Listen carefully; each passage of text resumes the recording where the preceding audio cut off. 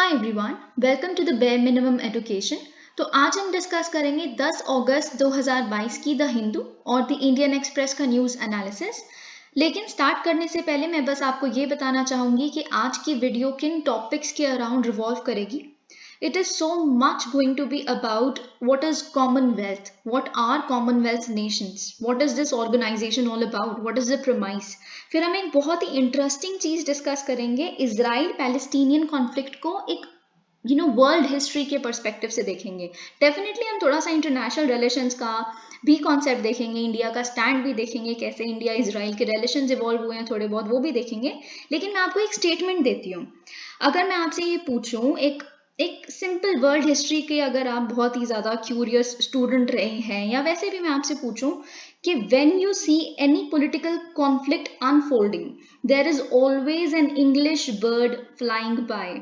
Explain this in the context of Israel Palestinian conflict. या फिर मैं आपको बोलूं कि every kind of a neighbourly political conflict is definitely an English construct. तो आप इसे क्या समझते हैं? पहले तो आप, जब तक मैं उस पॉइंट तक पहुंचूं जब मैं ये चीजें डिस्कस करना स्टार्ट करूंगी, आप तब तक सोचिए कि आपने मेरी स्टेटमेंट से समझा क्या। फिर हम डेफिनेटली ये भी डिस्कस करेंगे कि तीस्ता रिवर, हमें पता है कि इंडिया बांग्लादेश के बीच में काफी जो वाटर इश्यूज को लेके डिस्प्यूट्स रहते हैं, स्पेशली तीस्ता रिवर को लेके, राइट। लेकिन मैं आपको आज बहुत अच्छे से बताऊंगी कि एक्चुअल में वेस्ट बंगाल की जो चीफ मिनिस्टर हैं, उनको दिक्कत है क्या, एग्जैक्ट रीजन क्या है, विद स्टैट्स एंड फिगर्स सब कुछ बताऊंगी कि वो क्यों अपोज करती हैं तीस्ता रिवर अग्रीमेंट को और इंडिया बांग्लादेश के वाटर शेयरिंग अग्रीमेंट्स को। ठीक है, फिर हम थोड़ा थोड़ा सा और डिस्कस करेंगे कि सुप्रीम कोर्ट ने जो आज एक नई स्टेटमेंट दी है। So today's video is going to be very interesting. तो अगर आपको वीडियो अच्छी लगे तो आप डेफिनेटली लाइक करिएगा। अगर आपने अभी तक चैनल को सब्सक्राइब नहीं किया तो please do that is well, and share it with others. Okay, let's get started. तो हमारा सबसे पहला जो एडिटोरियल है वो द हिंदू का है, और ये है कॉमनवेल्थ के ऊपर ही। तो हम इसको डिस्कस करते हैं। Okay, in terms of competitive yardstick with the obvious absence. देखिए, लेकिन ये डिस्कस करने से पहले मैं आपसे डिस्कस करना चाहूंगी कि कॉमनवेल्थ है क्या। ठीक है, कॉमनवेल्थ गेम्स के ऊपर ये थोड़ा सा लिखा हुआ है यहाँ पे। लेकिन सबसे पहले कॉमनवेल्थ क्या है? कॉमनवेल्थ एक ऐसी इंटरनेशनल इंटर गवर्नमेंटल ऑर्गेनाइजेशन है उन कंट्रीज की, मोस्टली उन कंट्रीज की, आई विल नॉट से कंप्लीटली वही कंट्रीज इन्वॉल्व हैं, पर मोस्टली उन कंट्रीज की ऑर्गेनाइजेशन है जो फॉर्मर ब्रिटिश एम्पायर टेरिटरीज या डिपेंडेंसीज रह चुकी हैं।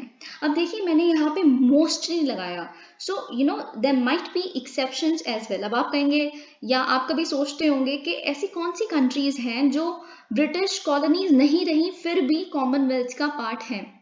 जैसे मैं आपको एग्जांपल देती हूँ, Tonga. Tonga was never colonised, never ever colonised by any country.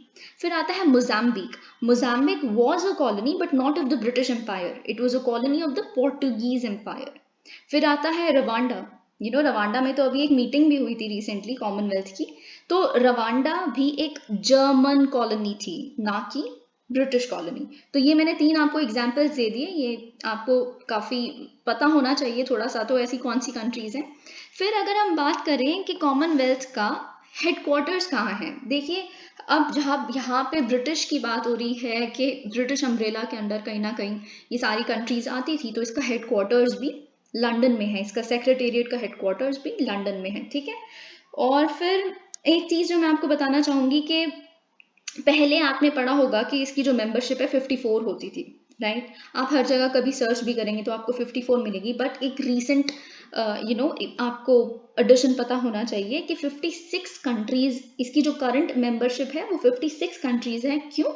क्योंकि जब अभी जून 2022 में Commonwealth heads of government meeting हुई थी, ये कहाँ हुई थी? किगाली यानी कि रवांडा में, जब मैंने अभी डिस्कस किया। तो किगाली में जब ये मीटिंग हुई थी तो वहां पे गबोन और टोगो, ये 55th और 56th कंट्रीज बन गई थी इस ऑर्गेनाइजेशन की मेंबरशिप में। अब देखिए, आपको मैं बता दूं, GABON, Gabon, and Togo TOGO, ये दोनों ही अफ्रीकन कंट्रीज हैं, सो यू मस्ट रिमेंबर दिस। और अगर मैं अब मेंबरशिप की बात कर रही हूँ, मैंने बताया ये एडिशनल मेंबर्स हैं जिन्होंने अभी भी ज्वाइन किया, तो मेंबरशिप का प्रमाइस क्या होता है? क्या ये जितनी फॉर्मर कॉलोनीज थी ब्रिटिश की, उन सबको ऐसे कंपल्सरी ही था कि उनको ज्वाइन करना है? ऐसा नहीं था। जो मेंबरशिप है इस ऑर्गेनाइजेशन की, वो it is based on free and equal voluntary cooperation. मतलब आपका मन है, आप ब्रिटिश कॉलोनी थे या जैसे भी आपकी कोई कॉलोनियल हिस्ट्री रही है, या वैसे भी आप ज्वाइन करना चाहते हैं, अगर आप डेमोक्रेसी के प्रोपोनेंट है, ह्यूमन राइट्स के प्रोपोनेंट हैं, या फिर आप किसी भी तरह से यूनाइटेड है इन कंट्री से लैंग्वेज, हिस्ट्री, कल्चर के मामलों में, तो आप ज्वाइन कर सकते हैं, ये आपकी फ्री विल है। लेकिन अब मैंने कहा कि कोई लायबल नहीं है, कोई लीगली बाउंड नहीं था कि हर ब्रिटिश कॉलोनी को ज्वाइन करना ही था। तो ऐसी कौन कौन सी ब्रिटिश मैंडेट्स थे जिन्होंने मेंबर बनना चूज नहीं किया? अब मैंने सबसे पहले आपको एग्जाम्पल्स दिए कि कौन कौन सी ब्रिटिश कॉलोनीज नहीं थी, वो भी आप अभी लेकिन मेंबर्स हैं। लेकिन अब मैं आपको एग्जांपल्स दूंगी उन कॉलोनीज का ब्रिटिश की जो मेंबर्स नहीं हैं। जैसे Egypt is not a member, Iraq is not a member, Oman is not a member, Qatar is not a member, and Bahrain as well is not a member of this organisation. Okay, so you must remember this. अब आता है history क्या है Commonwealth nations की। When was it form, when was it when was the idea actually thought about. तो अगर मैं आपसे एक थोड़ा historical perspective, that is not important दो, पर 1926 में ब्रिटिश कॉमनवेल्थ का कॉन्सेप्ट आया था। अभी तो हम कॉमनवेल्थ नेशंस कहते हैं, लेकिन तब इसे ब्रिटिश कॉमनवेल्थ। देखिए, कॉमनवेल्थ का नाम आपको सिंपल सा मतलब पता होना चाहिए। इसका मतलब कॉमनवेल्थ क्यों रखा गया था, ब्रिटिश कॉमनवेल्थ 1926 में? क्योंकि एक सिंपल बड़ा ही क्रूड मीनिंग है इसका कि कॉमनवेल्थ मतलब ब्रिटिशर्स की कॉमनवेल्थ, सारी टेरिटरीज जो ब्रिटिशर्स के अंडर हैं, ब्रिटिश एम्पायर के अंडर हैं, which is actually common to the British empire, जो उनकी कमाई हुई या फिर उनकी वेल्थ है। उस टाइम पे तो वो वेल्थ ही होती थी ब्रिटिश एम्पायर की, तो इसीलिए इसका नाम कॉमनवेल्थ रखा गया था। तो ये 1926 से इसकी हिस्ट्री स्टार्ट होती है। जब आपको अगर थोड़ा सा भी पता होगा वर्ल्ड हिस्ट्री के बारे में, तो दो जो हुई थी वहाँ पे बालफोर डेक्लेरेशन, उसके तहत ही ब्रिटिश कॉमनवेल्थ का कॉन्सेप्ट आया था। लेकिन इसको यूनाइटेड किंगडम ने फॉर्मलाइज कब किया था, इस आइडिया को, इस कॉन्सेप्ट को, स्टैट्यूट ऑफ वेस्टमिंस्टर के द्वारा 1931 में। But these things are not very important. अगर हम देखें जो present form of Commonwealth of Nations है, उसका ओरिजिन क्या है? it dates back to the London Declaration of 1949। Okay, अब आपको पता है 1947 में तो आज़ाद हो चुके थे। धीरे धीरे और भी डीकोलोनाइजेशन वगैरह सारी कंट्रीज की, अफ्रीकन नेशन, इन सब की होनी शुरू हो गई थी। तो फिर आया लंदन डेक्लेरेशन 1949 में, जिसमें ये प्रोक्लेम किया गया कि जितने भी नेशंस ये हैं जो कॉमनवेल्थ को ज्वाइन कर रहे हैं, they are free and equal, they are not colonies, they are not inferior. Okay, so free and equal इसका प्रीमाइस था लंदन डेक्लेरेशन का। लेकिन एक चीज है जो आपको पता होनी चाहिए, वो ये है कि जो क्वीन एलिजाबेथ टू है, वो कॉमनवेल्थ नेशंस की हेड है, राइट? अब लेकिन देखिए, पता है क्या, जब हम प्रियम्बल पढ़ते हैं अपना इंडियन कॉन्स्टिट्यूशन का, जब भी हम प्रियम्बल पढ़ते हैं, तो उसमें एक वर्ड की स्पेसिफिक डेफिनेशन हम पढ़ते हैं जिसका नाम है सॉवरेन, राइट? तो सॉवरेन का मतलब क्या है कि sovereignty means, or sovereign means, independent authority of the state। मतलब the state is not subject to the control of any other state or external power। आप समझ रहे हैं कि अगर मैं आपको एक बहुत सिंप्लीफाइड टर्म्स में बताऊं, अगर आप कभी किसी कॉन्स्टिट्यूशनल स्पेशलिस्ट से पूछेंगे, तो वो सॉवरेन का एक एक्सटेंडेड मीनिंग ये बताते हैं कि हम अपने प्रेसिडेंट को मानते हैं। President who is indirectly elected by the people of India itself, is the head of our state। Simple. We do not recognize any other state control, any other external control over our territory or over our state institutions। So president is the head. We do not recognize any queen, any king, nothing।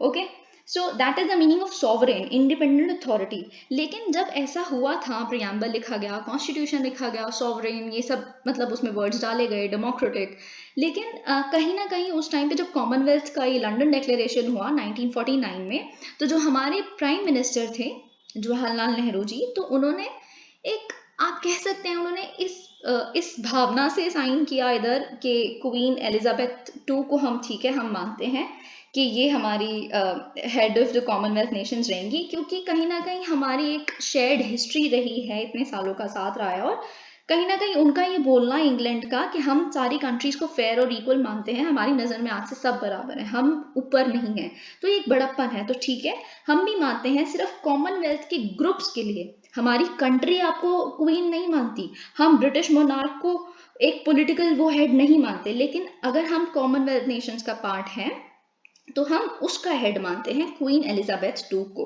तो ये चीज़ है, आपको ज़रूर पता होना चाहिए कि Commonwealth Nations के अगर हम पार्ट हैं तो हम क्वीन एलिजाबेथ को हेड मानते हैं, लेकिन वैसे हम एक सॉवरेन नेशन है, हमारा इंडियन डोमेस्टिक पॉलिटिकल कंस्ट्रक्ट है वो सिर्फ प्रेसिडेंट को मानता है, ठीक है। अब लेकिन आपको ये मैं बता दूं कि वैसे तो कहीं नेशंस, मतलब मोस्ट नेशंस ऐसे हैं, majority of the nations of commonwealth are the ones which do not recognize the British monarch as the head of the state, लेकिन कहीं exceptions हैं।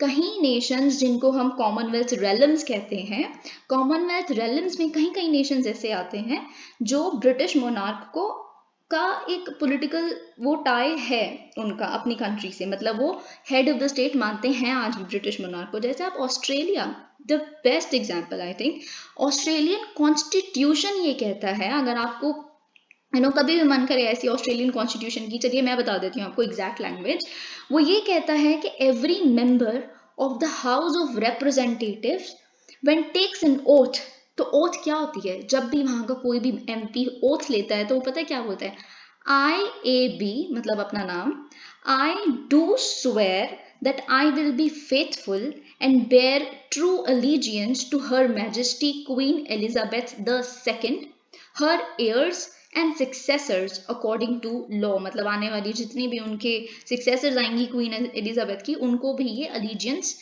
वो करेंगे उनमें बेयर। तो ये आपको पता होना चाहिए था। फिर हम देखते हैं कि ये कॉमनवेल्थ नेशन का जो हेड ऑफ गवर्नमेंट मीटिंग है, जो मैंने भी बताया कि गाली में भी हुआ था जून 2022 में, तो ये एक डिसीजन मेकिंग फोरम है। आपको पता है कि हेड्स ऑफ गवर्नमेंट मीटिंग है, तो इस मीटिंग में डिसीजंस लिए जाते हैं बहुत सारी चीज़ों पे, कि कैसे आगे हम, हमारे स्टैंड्स क्या रहेंगे बाकी इश्यूज पे। अगर कोविड आए तो कोविड को भी डिस्कस किया गया था इधर, बहुत सारी चीज़ों पे। तो ये एक बाइनियल समिट है। बाइनियल मतलब कि हर 2 साल में होती है। तो इसमें जितने भी कंट्रीज के, जितने भी मेंबर कंट्रीज के पीएम्स हैं, प्रेसिडेंट्स हैं, या किसी और तरह के हेड होते हैं जिनके भी, वो आते हैं अटेंड करने के लिए, ठीक है। फिर एक और आपको पता होना चाहिए स्ट्रक्चर है जो कॉमनवेल्थ नेशंस का, वो है कॉमनवेल्थ सेक्रेटेरिएट, जो मैंने स्टार्टिंग में डिस्कस किया था। इसे एस्टैब्लिश किया गया था 1965 में। देखिए, किसी भी तरह का सेक्रेटेरिएट जो होता है, आप जैसे सार्क सेक्रेटेरिएट या किसी भी, वो सेक्रेटेरिएट का एक ही काम होता है, वो क्या करेगा, वो एक जगह पे स्थित होगा, ठीक है। जैसे हम देखते हैं काठमांडू में है बहुत सारा जो स्नो लेपर्ड्स वाला वो है, ठीक है। अब इस केस में जो कॉमनवेल्थ सेक्रेटेरिएट है वो एक जगह पे स्थित है। अब वो क्या करेगा, सारी कंट्रीज में कंसल्टेशन को फैसिलिटेट करेगा, कॉपरेशन को फैसिलिटेट करेगा, और वो रिस्पॉन्सिबल किसी भी एक, अब देखिए मैं कह रही हूँ कि हेडक्वार्टर जो है वो लंदन में है, लेकिन इसका मतलब ये नहीं है कि वो अपनी अकाउंटेबिलिटी, रिस्पॉन्सिबिलिटी सिर्फ ब्रिटिश तक है उनकी, नहीं। हर एक मेंबर स्टेट को, हर एक मेंबर गवर्नमेंट को वो कलेक्टिवली रिस्पॉन्सिबल है वो सेक्रेटेरिएट। मतलब अगर फॉर एग्जांपल उनको कोई एक नई इन्फॉर्मेशन पता चली, उनको पता चला कि आज इराक को किसी ने इन्वेड कर लिया है, इराक तो चलिए मेंबर नहीं है, आप कोई भी एक मेंबर कंट्री देख लीजिए, जैसे आपने बोला, जैसे मैंने स्टार्टिंग में बोला था टोंगा को कभी भी किसी ने कॉलोनाइज नहीं किया, वो कॉमनवेल्थ नेशन भी है, तो टोंगा को आज कोई इन्वेड करता है, ठीक है, तो जैसे चाइना ने इन्वेड किया, तो फिर अब ये कॉमनवेल्थ नेशंस के लिए बहुत ही ज़्यादा बहुत ही गंभीर प्रॉब्लम है, क्योंकि सबने कहीं ना कहीं ऐसी हिस्ट्री देखी है, सबने एक तरह से गुलामी देखी है मोस्टली लोगों ने, तो वो नहीं चाहेंगी कि उनके एक मेंबर कंट्री के साथ ऐसा हो। अब ये इन्फॉर्मेशन जैसे ही पता चली 1-2 मिनट में ही सेक्रेटेरिएट ने क्या किया, सब तक पहुंचा दी, सारे मेंबर स्टेट्स को डिप्लोमेटिक लेवल पे वैसे सब कुछ वायर कर दिया कि ऐसा हो रहा है, अब फटाफट से मिलते हैं, ऑर्गेनाइज करते हैं एक समिट को और इसके बारे में डिस्कस करते हैं कि हमारा क्या स्टैंड है। ठीक है, तो ये होता है सेक्रेटेरिएट का काम। फिर उसके बाद अगर मैं इस सेक्रेटेरिएट की बात करूं, कॉमनवेल्थ ऑफ नेशंस को ये रिप्रेजेंट भी करता है कहाँ पर, यूनाइटेड नेशंस जनरल असेंबली में, लेकिन एज एन ऑब्जर्वर। ठीक है, ऐसे बहुत सारी ऑर्गेनाइजेशंस हैं जो यूनाइटेड नेशंस जनरल असेंबली में एज एन ऑब्जर्वर खुद को रिप्रेजेंट करती है, जैसे इंडियन ओशन कमीशन भी है। सो you must remember this. Okay, अब हम थोड़ा सा पढ़ लेते हैं इस एडिटोरियल को। देखिए, अभी जैसे जो कॉमनवेल्थ गेम्स हो रही हैं, अगर हम इसमें कंपेटिटिव यार्डस्टिक को लेके चलें तो इट वाज ऑब्वियस कि यूएसए इसमें प्रेजेंट नहीं है, रशिया प्रेजेंट नहीं है, चाइना प्रेजेंट नहीं है, तो फिर जो कॉमनवेल्थ गेम्स है उसका जो एक नॉच कम है ओलंपिक से और एशियन गेम्स से, डेफिनेटली थोड़ी सी डिफिकल्टी कम हो जाती है। आपको तो चाइना और यूनाइटेड स्टेट्स का पता ही है, ओलंपिक में गोल्ड मेडल की टैली क्या होती है इनकी, they are superb in that, right. तो फिर लेकिन फिर भी इन्होंने ये कहा है कि जो कॉमनवेल्थ गेम्स है उसकी एक खुद की एक सर्टेन वैल्यू है। क्यों? क्योंकि ये एक मल्टी नेशन क्वाड्रिनियल इवेंट है जो एक ऐसे ग्रुप ऑफ कंट्रीज को रिप्रेजेंट करता है जो दे स्प्लिट बाय कॉन्टिनेंट्स, अलग अलग कॉन्टिनेंट्स में बसे हुए हैं डेफिनेटली, और लेकिन वो फ्यूज्ड क्या है, कनेक्टेड कैसे हैं एक दूसरे से, एक शेयर्ड पास्ट की वजह से, right, linked to the British empire mostly. फिर हम बात करें कि जो लेटेस्ट एडिशन है जो बर्मिंगम में अभी कंक्लूड हुआ, तो इंडिया की मेडल टैली क्या थी वहाँ पे, 61 टोटल, जिसमें से 22 गोल्ड मेडल्स हैं, और हमारी 4th प्लेस आई है अगर हम सारी कंट्रीज में से बात करें, जिसमें से ऑस्ट्रेलिया नंबर 1, फिर जो होस्ट यानी कि जो बर्मिंगम पे होस्ट किया गया, इंग्लैंड ने होस्ट किया, तो इंग्लैंड 2nd आया, फिर कनाडा 3rd आया और 4th हम आए। ठीक है, फिर उसके बाद अगर हम इसमें बात करें, इन्होंने बोला कि शूटिंग एक्सक्लूड हो गई थी कॉमनवेल्थ की गेम्स में, तो कहीं ना कहीं इंडिया ने वहाँ पे लूज आउट किया, क्योंकि हमारे यहाँ पे बहुत ज़्यादा ही होनहार शूटर्स हैं जिन्होंने ओलंपिक्स में भी काफ़ी अच्छा परफॉर्म किया था। और अभी इन्होंने पता क्या बोला, जो आप इसको थोड़ा सा एथिक्स के पर्सपेक्टिव से भी देख सकते हैं, दिस इज वेरी नाइस, कुछ बहुत ही सुंदर एग्जाम्पल्स हैं यहाँ पे। जैसे एक शरद कमल है, वो एक टेबल टेनिस प्लेयर हैं जिन्होंने 40 की उम्र में मतलब एक गोल्ड जीता, विच इज कमेंडेबल। फिर एक वेट लिफ्टर है संकेत महादेव, उन्होंने सिल्वर जीता मेंस 55 kg सेगमेंट में। और उसके रहते हुए कि वो फिनेंशियली इतने वीक हैं, आपको मैं बता दूं कि ये जो संकेत महादेव सरकर हैं, ये 4 साल पहले पान बेचा करते थे एक छोटी सी शॉप पे संगली में, महाराष्ट्र के, और ये बेटे किसके हैं, एक टी स्टॉल ओनर के, तो ये चाय बेचने वाले के बेटे हैं। मतलब 4 साल पहले तक पान बेच रहा है जो इंसान, आज एक देश के लिए मेडल लेके आता है। So his is a story that needs to be cherished definitely. और अगर हम बात करें कि ऐसी एक और पर्सनल हिस्ट्री है, एक वेट लिफ्टर जिनका नाम है अचिंता श्योली, जिन्होंने गोल्ड जीता है 73 kg डिवीजन में। और अगर हम उनके ब्रदर की बात करें, और उनके ब्रदर उन्होंने और उनकी मदर ने मिलकर एम्ब्रॉयडरी यानी सिलाई बुनाई का ये काम करके खुद को सस्टेन किया है, वो भी फिनेंशियली काफ़ी वीक थे। और हाँ, बस इन्होंने यही कहा, ये तो फ्रेश एथलीट्स थे, जैसे बताया कि जो संकेत जी थे वो तो अभी पीछे तक अपना स्टॉल चलाते थे पान का, लेकिन अभी वो फ्रेशली, ये सारे एग्जाम्पल्स जो मैंने डिस्कस किए फ्रेश एथलीट्स थे। लेकिन अगर हम एस्टैब्लिश्ड एथलीट्स की बात करें, जैसे पीवी सिंधु, उन्होंने दोबारा ये रियटरेट कर दिया कि हमारी डोमिनेंस है, इंडिया की डोमिनेंस इस फील्ड में है। जैसे पीवी सिंधु ने तो ऑलमोस्ट हर मेडल जीत लिया, ब्रॉन्ज जीत लिया, सिल्वर जीत लिया, फिर अब गोल्ड जीत लिया कॉमनवेल्थ गेम्स में। So this is commendable. तो फिर अब हम अब देखिए नेक्स्ट बहुत बहुत इंपॉर्टेंट है। नेक्स्ट आर्टिकल को डिस्कस करने के लिए हमें, बाकी मैं धीरे धीरे आपको सारे डिस्कस करूंगी, लेकिन जो वीडियो के स्टार्टिंग में कई चीज़ें डिस्कस करना बहुत ज़रूरी है। अगर कोई भी एंड तक भी वीडियो को नहीं देखता, लेकिन क्योंकि मैं चाहती हूँ कि आपको ये चीज़ें पता होनी चाहिए, इसलिए मैं सबसे इंपॉर्टेंट चीज़ें एकदम स्टार्टिंग में डिस्कस करती हूँ। India terms Gaza violence as grave concern in UN meet. Alright, इसको पढ़ने से पहले आपको पता है कि मैं ये बता देती हूँ कि ईरान और इज़राइल और पैलेस्टीन के बीच में काफ़ी ज़्यादा बहुत ही ज़्यादा टर्फ चल रहा है पिछले 3 दिन से। अब फाइनली एक सीज़ फायर डिक्लेयर कर दी गई है, लेकिन कैसे हुई है ये हम बाद में देखेंगे। उससे पहले हमें देखना है, जैसा कि मैंने एक स्टेटमेंट बोला था, when you see any political conflict unfolding there is always an English bird flying by. मेरा इस स्टेटमेंट से मतलब था कि इस तरह का, जैसे आप इंडिया पाकिस्तान देखिए ना, इंडिया पाकिस्तान आज भी लैंड डिस्प्यूट्स में लगे हुए हैं। कश्मीर के कितने सारे, आप अपने ईस्टर्न उस पे देखिए, हमारे वेस्टर्न बॉर्डर्स देखिए, कुछ भी रिजॉल्व नहीं है। क्यों? क्योंकि मैकमोहन लाइन को वो नहीं रिकॉग्नाइज करते चाइना वाले, और यहाँ वाले बाकी लाइंस को वो नहीं करते। तो ये क्यों हुआ था? क्योंकि जो रैडक्लिफ वो बनाई गई थी, कमेटी बनाई गई थी कि बॉर्डर्स को वो करे, नोटिफाई करे, बॉर्डर्स को डिमार्केट किया जाए हमारे इंडिया और पाकिस्तान के बीच में। तो जो ब्रिटिशर्स ने बनाई थी वो इतनी हेस्ट में बनाई थी, कोई चीज़ कंसिडर किए बिना, वहाँ की डेमोग्राफी को कंसिडर किए बिना, लोगों का कंसेंट लिए बिना, बिल्कुल ऐसी जल्दबाजी में उन्हें बस यहाँ से छोड़ के भागना था इंडिया को, तो उन्होंने कुछ भी कर दिया। तो जो हम आज भी पाकिस्तान से जो हमारी इतनी नफरतें हैं ना, ये सब जो है उसका रीज़न डेफिनेटली इंग्लिश है।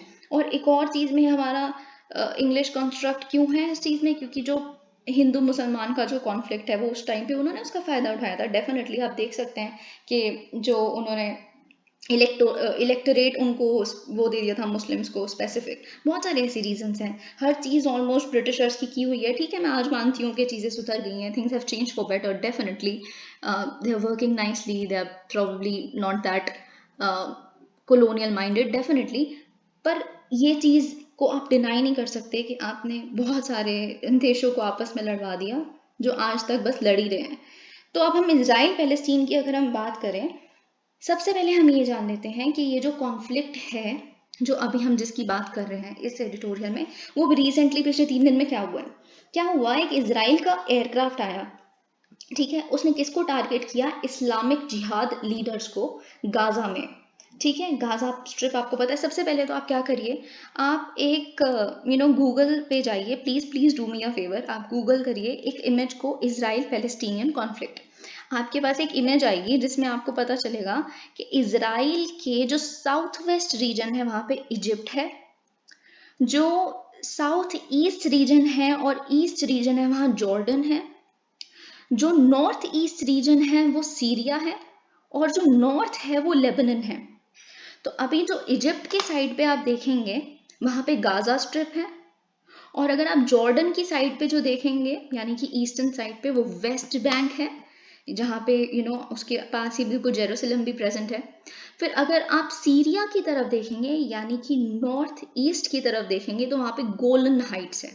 So this construct you must have in your mind when I teach you or when I explain to you the entire construct of the Israel-Palestinian conflict. अब देखिए, हम इसकी आज वर्ल्ड हिस्ट्री डिस्कस करेंगे कि ये सबसे पहली बात तो ये आया ही कैसे, इजराइल और पैलेस्टीन का कॉन्सेप्ट इमर्ज कैसे हुआ। लेकिन अभी मैं क्या बता रही थी, हाँ, इजरायली एयरक्राफ्ट आया, उन्होंने टारगेट किया इस्लामिक जिहाद लीडर्स को जो गाजा स्ट्रिप में प्रेजेंट थे। ठीक है, अब ये इस्लामिक जिहाद लीडर जो हैं ये वो नहीं हैं जो हमास रूलर्स हैं। नो, हमास जो है उन्होंने तो इलेक्शंस जीते हुए हैं, इनफैक्ट गाजा वाले एरिया में पैलेस्टीनियन इलेक्शंस जीते हुए हैं, तो उनको तो काफ़ी ज़्यादा रिकग्नाइज करते हैं जो पैलेस्टीनियंस हैं, उनको एक अथॉरिटी है वो। लेकिन ये इस्लामिक जिहाद लीडर्स हैं, इनको ज़्यादा मतलब लोग सपोर्ट नहीं करते, इनफैक्ट पैलेस्टीनियंस भी नहीं। तो फिर क्या हुआ, जब इजरायली एयरक्राफ्ट ने उन्हें टारगेट किया तो रिस्पॉन्स में ये जो पैलेस्टीनियन जिहाद मिलिट्री ग्रुप है, ये जो जिहाद लीडर्स थे, इनको ईरान बैक करता था। फिर ईरान ने क्या किया, ईरान के ने भी साथ दिया इन जिहादी ग्रुप का। उन्होंने 580 रॉकेट्स छोड़े इजराइल पे। इजराइल ने बहुत हद तक तो उन सबको इंटरसेप्ट कर लिया, जिसमें से 2 को तो शॉट डाउन कर दिया जो जेरूसलम की तरफ फेंके गए थे। अब देखिए कॉन्फ्लिक्ट है क्या, इजराइल और पैलेस्टीन का कॉन्फ्लिक्ट है क्या। आपको सबसे इंपॉर्टेंट ये पता होना चाहिए कि ये जो टसल है, ये कॉन्फ्लिक्ट है, ये 2 इश्यूज पे प्रमाइज्ड है। एक आइडेंटिटी, दूसरा लैंड। ठीक है, तो अब हम देखेंगे कैसे और क्यों इसको हम नेटिव इंपीरियलिज्म कहते हैं, जो हुआ है पैलेस्टीनियनों के केस में नेटिव इंपीरियलिज्म मतलब हम अपनी जगह पे रहते हैं, अपनी ही जगह पे हम बेगाने बन जाएं जो नेटिव्स हैं वहाँ के, क्योंकि बाहर से कोई आया, उन्होंने अपने अब आके बोलना शुरू कर दिया ये हमारी राइटफुल जगह है जहाँ पे आप रह रहे हो, और फिर अपनी ही जगह पे बेगाना बन जाना इज कॉल्ड नेटिव इंपीरियलिज्म। अपनी ही जगह से नेटिव्स को भगा के वो कह रहे हो आप जाओ, आप भागो हमारे देश से, ये हमारा देश है। Okay, you get that. अब हम देखते हैं हिस्ट्री क्या है। देखिए 1517 से, आप एक एक वर्ड बहुत अच्छे से सुनिएगा। 1517 से लेके 1917 तक जो ऑटोमन एम्पायर था वो रूल करता था ऑलमोस्ट पूरे वेस्ट एशिया पे। ठीक है, ऑटोमन एम्पायर आपको पता है टर्क्स होते थे। ठीक है, और इस पूरे वेस्ट एशिया में इजराइल वाला रीजन भी इंक्लूडेड है जो आज इजराइल है। तो 19th सेंचुरी में अगर हम बात करें कि पॉपुलेशन क्या होती थी इस इजराइल पैलेस्टीनियन वाली जगह की, ऑलमोस्ट 87% मुस्लिम थे, 10% क्रिश्चियन थे और 3% ज्यूज थे। और ऑलमोस्ट हर रिपोर्ट ये कहती है कि जेरूसलम वाली सिटी में, जो आज कहने को कैपिटल है वहाँ की, उस सिटी में सारी कम्युनिटीज, मुस्लिम्स, क्रिश्चियंस और ये ज्यूज आपस में मिलजुल के रहते थे, कोई इनमें विवाद ऐसा नहीं था। फिर अगर हम 19th सेंचुरी की ही बात करें, अचानक से पता है क्या होने लग पड़ा, एक ऑस्ट्रो हंगेरियन ज्यूइश जर्नलिस्ट था जिसका नाम था थियोडोर हर्ल्स। बस आपको ये जानना जरूरी है कि एक जर्नलिस्ट था, ज्यूइश था वो जर्नलिस्ट, उसने एक अजीब सा आइडिया प्रोपोगेट करना स्टार्ट कर दिया कि an idea of a Jewish homeland in Palestine for the Jews, मतलब पैलेस्टीन ने एक ज्यूइश होमलैंड का सपना दिखाना स्टार्ट कर दिया सारे ज्यूज को, और इस सपने दिखाने वाले पूरे उसको, इस आइडिया को कहा गया जायोनिज्म। ठीक है, जो एक अंदर से खून का दौरा सबके चल पड़ा हर ज्यू के अंदर, उसे जायनिज्म का नाम दिया जाता है, तभी हम जायनिस्ट मूवमेंट कहते हैं इसको। ठीक है, फिर क्या हुआ, इस आइडिया के बहुत सारे फॉलोअर्स हो गए, क्योंकि पता है ज्यूज के साथ ना यूरोप में बहुत गलत हो रहा था, बहुत ही उनको डिस्क्रिमिनेट किया जाता था, बहुत कुछ होता था, स्पेशली अगर आप हिटलर की बात करें, हिटलर ने तो, आपको मैं एक बात बता दूं, ज्यूज कौन है पता है?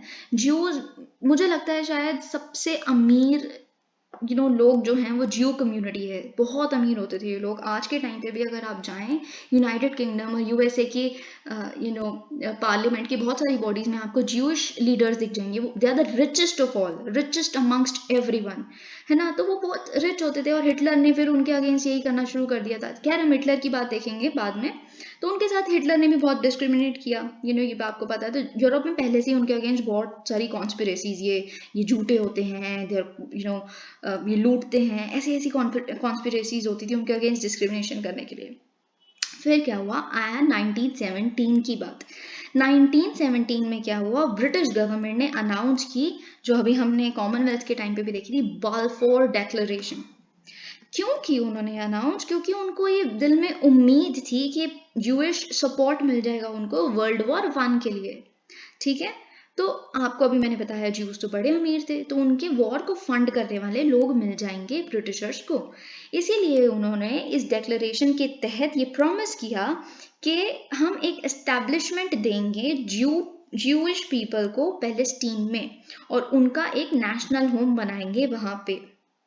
Okay, it was very problematic, of course it was very problematic, क्योंकि 1916 में ब्रिटिश ने सीक्रेटली एक डील भी की थी फ्रेंच के साथ, जिसके तहत ये था कि जब ये वॉर ख़त्म हो जाएगी ना, वर्ल्ड वॉर 1 ख़त्म हो जाएगी, तो जितनी भी अरब टेरिटरीज है ना, उनको वो दोनों आपस में बांट लेंगे। अरब टेरिटरीज में पैलेस्टीन भी आता है, मतलब अरब टेरिटरीज को वो आपस में बांट लेंगे, और जो पैलेस्टीन है ना वो ब्रिटिश के पास आएगा, ब्रिटिश के कंट्रोल में आएगा। तो फ्रेंच को भी इस चीज का उस टाइम पे तो कुछ ब्रिटिश ने भनक तक नहीं लगने दी, तो ये ऐसा चल रहा था।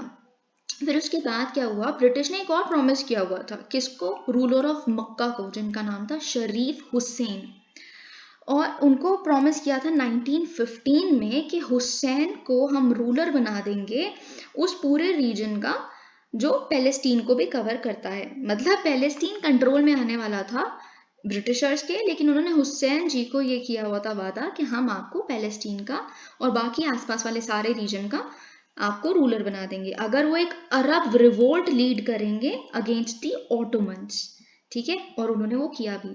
ही इनफैक्ट डिड दैट, मतलब हुसैन जी ने वो अरब रिवॉल्ट लीड भी किया ऑटोमन यानी टर्क्स के खिलाफ, जो उस पूरे वेस्ट एशिया में ऑलरेडी काफ़ी अपना दबदबा बनाए हुए थे।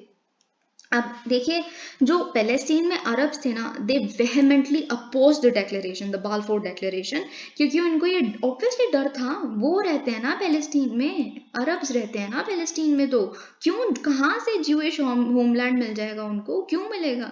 हम इंडिया में रहते हैं, कोई मतलब आप सपोज करिए कोई चाइनीज़ है, चाइनीज़ आपस में, कोई चाइनीज़ जर्नलिस्ट एक दिन खड़े होके कहने लग पड़े, हम आपको सपना दिखाते हैं कि यहाँ पे जितने भी लोग हैं, चाइनीज होमलैंड होगा इंडिया में एक दिन, तो ऑब्वियसली इंडियंस विल रिवोल्ट, हम तो डरेंगे ही ना, ऐसे कैसे हो सकता है, कुछ भी बोल दोगे आप। तो फिर क्या हुआ, ऑब्वियसली क्योंकि उनको लगा कि ये तो हमारी सब्जुगेशन के बराबर हो जाएगा कि अगर वो लोगों को यहाँ पे एक होमलैंड मिल गया तो। फिर क्या हुआ, फिर हुआ फर्स्ट वर्ल्ड वॉर, ठीक है, ये कंक्लूड हो गया। फिर ब्रिटिश ने क्या किया, फर्स्ट वर्ल्ड वॉर के बाद एक कॉलोनी एस्टैब्लिश की पैलेस्टीन में, ठीक है, और उन्होंने ये आइडिया को मेंटेन किया कि वो उस एरिया को, पैलेस्टीन वाली जो कॉलोनी का एरिया है, उसको तब तक रूल करेंगे जब तक पैलेस्टीनियंस खुद को रूल करने लायक नहीं बन जाते। तो इसका नाम था, इस ये अजीब से कॉन्सेप्ट का नाम था मैंडेटरी पैलेस्टीन। ओके, तो फिर but even before this time there was a massive influx of Jews from Europe इस कॉलोनी में, क्योंकि पता है आपको इन्होंने कॉलोनी क्यों बनाई थी, क्योंकि इन्होंने इस वेस्ट बैंक वाली कॉलोनी, इस पूरी जगह पे आके इन्होंने लाना था ज्यूज को, क्योंकि उन्होंने वादा किया हुआ था ज्यूज को, राइट। तो फिर लेकिन पता है, इस मैंडेटरी पैलेस्टीन के कॉन्सेप्ट को लाने से बहुत ही पहले बहुत सारे ज्यूज का इन्फ्लक्स होना शुरू हो गया था यूरोप से पैलेस्टीन में, क्योंकि उनको वो जो होमलैंड है, उनका होमलैंड है, हमारा घर है, ये ज़ायनिस्ट मूवमेंट काफ़ी घर कर गई थी सबके दिल में। फिर क्या हुआ, 1920s और 1930s के बीच में जो ज्यूश पॉपुलेशन की अगर हम बात करें पैलेस्टीन में, so it increased by hundreds of thousands, and definitely facilitated by the British who were doing nothing but honoring the Balfour Declaration। तो आप देख सकते हैं कि ब्रिटिश का ही सब कुछ ये किया करा है, everything is done by this English construct. Okay, फिर उसके बाद इस टाइम के अराउंड क्या हो रहा था, ऑब्वियसली जब ऐसे ज्यूइश कम्युनिटीज आती रहेंगी तो बहुत ज़्यादा टेंशन क्रिएट होनी स्टार्ट हो गई अरब्स और ज्यूइश कम्युनिटीज़ के बीच में। ओके, फिर 1936 में पैलेस्टीनियंस जो थे, पैलेस्टीनियन अरब्स थे, उन्होंने रिवोल्ट भी किया ब्रिटिश के खिलाफ कि आप ये क्या कर रहे हो, मतलब what are you doing with our nation. और क्योंकि अब देखिए, पता है जब ये रिवोल्ट आया ना, जब इन पैलेस्टीनियन अरब्स ने रिवोल्ट किया ब्रिटिश के खिलाफ कि आप हमारे साथ क्या कर रहे हो, तब उनमें एक जैसे कॉन्शियसनेस जागी कि हम एक नेशन है ना। तो यही तो बार बार ही हम जब इंडियन हिस्ट्री भी पढ़ते हैं तो उसमें बहुत लोग यही कहते हैं ना कि नेशन का कॉन्सेप्ट था भी 1857 की वॉर के टाइम पे, हमें पता भी था कि हम एक साथ है कि नहीं, है ना। तो वैसे ही ये जो पैलेस्टीनियंस को पहली बार पता चला कि हम नेशन है, हम एक बिलोंगिंगनेस है हमारे दिल में एक दूसरे के लिए, वो 1936 में हुआ। फिर इस रिवोल्ट को ऑब्वियसली ब्रिटिश ने ज्यूइश मिलिशियाज की हेल्प के साथ सप्रेस कर दिया, ठीक है, this is what they could have done anyways. और फिर उसके बाद जब ये रिवोल्ट ख़त्म हो गया, लेकिन उनको पता चल गया कि डेफिनेटली ये अब प्रॉब्लम थोड़ी ज़्यादा ना हो जाए, तो ब्रिटिश ने एक वाइट पेपर को इशू किया जिसने ज्यूइश इमिग्रेशन को लिमिट कर दिया पैलेस्टीन में, कि यार मतलब हमारे लिए दिक्कत हो जाएगी वरना, है ना, हमारी लेजिटिमेसी चली जाएगी हमारे पास से, तो कम ही लोग इमिग्रेट कर पाएंगे, you can not come in thousands of numbers. Okay, फिर उन्होंने फिर इस वाइट पेपर में एक और चीज़ लिखी थी कि इस्टेब्लिश की जाएगी एक joint Jewish Arab state in Palestine with in 10 years, 10 साल के अंदर अंदर एक जॉइंट जूइश अरब स्टेट हम बना देंगे, ठीक है। उन्होंने इमिग्रेशन तो रोक दी, थोड़ी सी लिमिट कर दी, लेकिन ये भी वादा कर दिया एक तरीके से। फिर क्या हुआ, फिर वर्ल्ड वॉर 2 आई, है ना। फिर वर्ल्ड वॉर 2 के टाइम पे तो आपको बहुत अच्छे से पता है कि ये हिटलर वाला टाइम आ जाता है, हॉलोकास्ट और ये सब कुछ मतलब बहुत ही गलत हो रहा था। फिर उसके बाद क्या हुआ, अब जब हॉलोकास्ट होना स्टार्ट हो गया, अब ज्यूइश के तो दिमाग में ऑलरेडी ये कितने सालों से चल रहा है ना कि हमारा होमलैंड है, हमारा होमलैंड है पैलेस्टीन में, हमारा होमलैंड है। तो फिर उसके बाद अब लेकिन ब्रिटिशर्स ने तो इमिग्रेशन लिमिट भी लगाई हुई है। अब यहाँ पे एक और ब्रिटिशर्स का घटिया सा रोल आ गया, मतलब कि इंग्लिश कंस्ट्रक्ट कैसे है, क्वेश्चन जो मैंने बोला था उसका, कि उन्होंने इमिग्रेशन लिमिट लगाई हुई है, लेकिन फिर उन्होंने क्या किया, अब इलीगली, सबसे सीक्रेट रखने के साथ साथ उन्होंने इलीगली जितने भी ज्यूइश थे उनको पैलेस्टीन में ट्रांसफ़र करना स्टार्ट कर दिया। बहुत सारी ज्यूइश ऑर्गेनाइजेशंस और बहुत सारे ब्रिटिश लोगों ने अपने पर्सनल लेवल पे मिलके फिर इलीगल इमिग्रेशन स्टार्ट हो गई, फिर और टेंशन बढ़ने लग पड़ी। फिर इतनी टेंशन बढ़ गई अरब और जूश वाली कि ब्रिटिश बिल्कुल थक गए। ब्रिटिश ने क्या किया, ये जो प्रॉब्लम है उसको हैंड ओवर कर दिया यूनाइटेड नेशंस। पहले प्रॉब्लम क्रिएट भी खुद की, फिर कहते हैं हमसे तो संभल नहीं रही, यूनाइटेड नेशंस देख लेगा। फिर उसके बाद क्या हुआ कि 1947 में यूएन ने एक वोट किया, यूनाइटेड नेशंस ने एक वोट किया कि एस्टैब्लिश की जाएगी सेपरेट पैलेस्टीनियन और ज्यूइश स्टेट, मतलब 2 स्टेट बनेंगी उस एरिया में। वो जो अरब पेनिनसुला वाला एरिया है वहाँ पे एक सेपरेट स्टेट बनेगी पैलेस्टीनियंस के लिए, एक सेपरेट स्टेट बनेगी ज्यूइश स्टेट ज्यूज के लिए, ठीक है। तो मतलब डिवाइड कर देंगे पैलेस्टीन वाले एरिया को। And this was obviously rejected by the Arabs. Why would they accept that? It was their nation and what the nonsense was everyone talking about at that time. Alright, फिर हुआ फिर आता है कि अच्छा फिर इजराइल ऑफिशियली कैसे मतलब स्टेट फॉर्म हो गई। मई 1948 में इजराइल को एक इंडिपेंडेंट स्टेट डिक्लेयर कर दिया गया। David Ben Gurion as a prime minister उनके फिर बनाए गए उस टाइम पे। उन्होंने खुद को भी डिक्लेयर कर दिया, फिर यूएसए वगैरह का तो पूरा साथ था। आज भी आप देख सकते हैं यूएसए और इजराइल का बहुत ही निजी संबंध है। सो मच सो कि मिस्टर ट्रंप ने जब वो अपने रिजीम में उन्होंने डिक्लेयर कर दिया था कि Jerusalem is the capital of Israel. अभी तक कीव है, आपको पता होगा। तो मतलब they are so close, alright. फिर उसके बाद ये डिक्लेरेशन जो 1948 में उन्होंने कही कि हम इंडिपेंडेंट स्टेट हैं, है ना, और बहुत सारी कंट्रीज ने इस बात को सपोर्ट भी किया। फिर एक अरब इजरायली वॉर हुई 1948 में ही। इसमें कौन कौन इन्वॉल्व था? ऑब्वियसली इजराइल तो इन्वॉल्व था ही, क्योंकि इजराइल के ही एरिया को इन्वेड किया 5 अरब स्टेट्स ने। कौन कौन सी स्टेट्स ने? एक Iraq, Syria, Lebanon, Jordan, Egypt. Okay, इसका मैंने आपको अभी मैप जब दिखाया था, मैप में सब कुछ बताया था कि कंट्रीज आसपास ही हैं। फिर क्या हुआ, लेकिन ये इस वॉर का कुछ खास इतना वो तो निकला नहीं, कोई कंक्लूजन निकला नहीं। फिर एक सीज फायर अनाउंस की गई 1949 में, और इस सीज फायर अग्रीमेंट के तहत जो वेस्ट बैंक था, जो मैंने आपको बताया जॉर्डन से बिल्कुल, आप प्लीज उस इमेज को देखते रहिए, तो वेस्ट बैंक था वो जॉर्डन को दे दिया गया, ठीक है। 1949 अग्रीमेंट की बात कर रही हूँ। जो गाजा स्ट्रिप था वो इजिप्ट का पार्ट बन गया। ऑब्वियसली गाजा स्ट्रिप तो इजिप्ट के ही बिल्कुल साथ है, आप देखते रहिए उस इमेज में। फिर इजराइल ने, लेकिन ये कंक्लूजन तो इस तरह से निकली, लेकिन इजराइल वॉर जीत गया था, ठीक है। तो फिर जो बचा हुआ एरिया था वो ऑलमोस्ट सब कुछ इजराइल के हाथ में आ गया। अब ये बचा हुआ एरिया ऑब्वियसली उस एरिया से ज़्यादा है जो यूएन का प्लान था कि 2 स्टेट्स में डिवाइड होगा, एक पैलेस्टीन बनेगा, एक ज्यू बनेगा, ज्यूइश स्टेट बनेगी। उससे तो कहीं ज़्यादा एरिया ऑलरेडी इजराइल के हाथों में आ गया, ठीक है। और जो इसमें से अगर ईस्ट जेरूसलम वाली हम बात करें, वो भी जॉर्डन के पास आया था। अब इतना ज़्यादा वॉर सिचुएशन वहाँ पे हो गई उस एरिया में कि around 7 lakh Palestinians fled the region and became refugees in the neighboring Arab countries. और पैलेस्टीनियंस ने इस वॉर को, इस 1948 वाले वॉर को बोला नकबा। नकबा इस्लामिक टर्म्स में मतलब कैटास्ट्रोफी। क्यों? क्योंकि दे बिकेम स्टेटलेस। अपने ही घर पे कोई इन्वेड आके कर दिया और आप स्टेटलेस हो गए, आपके पास सिर पे छत नहीं है, ओके। फिर उसके बाद टेंशन्स और बढ़ती गई। फिर 1956 आता है। 1956 में अगर आप अगेन आई वुड से अगर आप थोड़ा सा भी वाकिफ हैं वर्ल्ड हिस्ट्री से, तो आपको पता होगा एक चीज़ हुई थी, स्यूज क्राइसिस। क्या हुआ था? जो स्यूज कैनाल है उसको जो गमाल अब्दुल नासेर जी थे इजिप्ट के, उन्होंने नेशनलाइज कर दिया था कि मतलब अब ये हमारी गवर्नमेंट के अंदर आता है, नेशनल एसेट है ये स्यूज कैनाल। तो पहले तो फ्री मूवमेंट था, ब्रिटिशर्स आए जाएं कैसे भी करें, ट्रेड करें, सब कुछ ब्रिटिशर्स एकदम इजीली एक्सेस कर सकते थे। लेकिन अब क्योंकि नेशनलाइज हो गया, पहले परमिट लेनी पड़ेगी इजिप्ट की सरकार से, तो ये चीज़ आ गई। फिर इजराइल ने क्या किया? इजराइल ने ब्रिटिश और फ्रेंच के साथ मिलके, फ्रेंच सपोर्ट और ब्रिटिश सपोर्ट के साथ क्या किया? अटैक किया Sinai peninsula. Sinai peninsula is basically the Egypt वाला एरिया, ऊपर जो नॉर्थ में आप देखेंगे इजिप्ट के, that is called Sinai peninsula. उसको अटैक किया इजराइल ने मिलके और कैनाल को दोबारा से अपने हाथों में ले लिया।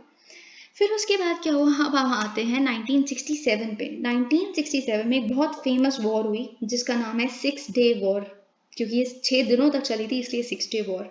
इसमें क्या हुआ? इजराइल ने फिर जीत हासिल की। कैसे? अब इजराइल पहले से भी ज़्यादा एक स्ट्रॉन्ग पेडेस्टल पे आ गया, क्योंकि इसने गाजा स्ट्रिप का भी कंट्रोल ले लिया, वेस्ट बैंक का भी कंट्रोल, गाजा स्ट्रिप अभी तक किसके पास थी? इजिप्ट के पास। वेस्ट बैंक किसके पास था? जॉर्डन के पास। गोलन हाइट्स किसके पास थी? सीरिया के पास। सिनाई पेनिनसुला किसके पास था? इजिप्ट के पास। ये सब कुछ इजराइल के पास आ गया। Israel captured even the east Jerusalem area, तो जो जेरूसलम की सिटी थी उसको भी इजराइल ने कैप्चर कर लिया। फिर 1973 में एक और वॉर हुई जिसमें क्या हुआ, सीरिया और इजिप्ट ने एयर स्ट्राइक्स लॉन्च करनी स्टार्ट कर दी इजराइल के खिलाफ। यू नो फिर उसके बाद 2 हफ्ते तक ये वॉर चलती रही। तो फिर उसके बाद एक यूएन रेजोल्यूशन के करके इसको स्टॉप किया बड़ी मुश्किल से। फिर 1982 में क्या हुआ, 1982 में इजराइल ने इन्वेड किया लेबनान को। लेबनान आपको पता है इसके नॉर्थ रीजन पे प्रेजेंट है। You please keep on looking at the image that I am telling, okay. फिर उसने इजराइल ने इन्वेड किया लेबनान को 1982 में, और क्या किया, जो पैलेस्टीनियन लिबरेशन ऑर्गेनाइजेशन जो लेबनान वाली जगह पे स्थित थी वहां से अपने अटैक्स जो करती थी, गुरिल्ला अटैक्स करती थी इजराइल के कमांडोज पे, उसको इजेक्ट कर दिया, भगा दिया वहां से, मतलब मार मूर के और लड़के हटा दिया वहां से। अब पैलेस्टीनियन लिबरेशन ऑर्गेनाइजेशन क्या है? It was formed in 1964 to fight for the liberation of Palestine and that too through an armed struggle। तो ये बहुत ही legitimate, इनफैक्ट बाकी कंट्रीज, हमारे जैसी कंट्रीज भी हैं, वो इसको बहुत ही लेजिटिमेट ऑर्गेनाइजेशन मानती थी। एक अरब ऑर्गेनाइजेशन है जो सारे लिबरेशन के लिए लड़ेंगे पैलेस्टीन की, ठीक है। फिर इजराइल मीनवाइल क्या करता गया, ज्यूइश सेटलमेंट्स को बढ़ाता गया हर एरिया में। जो भी area Palestinian territory including east Jerusalem हुआ करती थी, वो अब इजरायली कम्युनिटीज वहां पे आती गई। तो आपको अब समझ आ गया होगा कि कैसे पैलेस्टीनियंस अपने ही नेटिव होने के बाद अपने ही देश में, अपने ही रीजन में बेगाने बन गए। That is the entire concept of native imperialism, okay. अब अगर हम बात करें कि इंडिया का क्या स्टैंड है, इंडिया क्या कहती है, अभी हम पहले देख लेते हैं यहाँ पे चल क्या रहा है। Okay, calling for intermediate immediate resumption of talks. अब देखिए इंडिया ने क्या कहा है कि आप जल्दी से टॉक्स करना स्टार्ट करिए इजरायली और पैलेस्टीनियन गवर्नमेंट्स, क्योंकि एक ये जो वायलेंस चल रही है गाजा में, इसके बारे में यूनाइटेड नेशन सिक्योरिटी काउंसिल में डिस्कस किया गया। और इंडिया ने थैंक किया इजिप्शियन गवर्नमेंट को पर्टिकुलरली, क्योंकि उन्होंने इजिप्शियन गवर्नमेंट ने हेल्प किया है ब्रोकर करने में एक सीज फायर को, which would be effective midnight on Tuesday की आधी रात से इसे इफेक्टिव भी कर दिया गया है, लागू भी कर दिया गया है कि दोनों एक दूसरे पर अटैक नहीं करेंगे। फिर उसके बाद अब ये सीज फायर आई, इतने 3 दिन के जो बॉम्बिंग्स हो रही हैं, इजरायली बॉम्बार्टमेंट ऑफ गाजा बिल्डिंग्स, जिसमें 40 बंदे मर गए इंक्लूडिंग 15 चिल्ड्रन, और बहुत कुछ जो ऐसा चल रहा है। तो इंडिया ने सबको, इस सिचुएशन को ग्रेव कंसर्न भी कहा। लेकिन अब इंडिया का स्टैंड क्या है?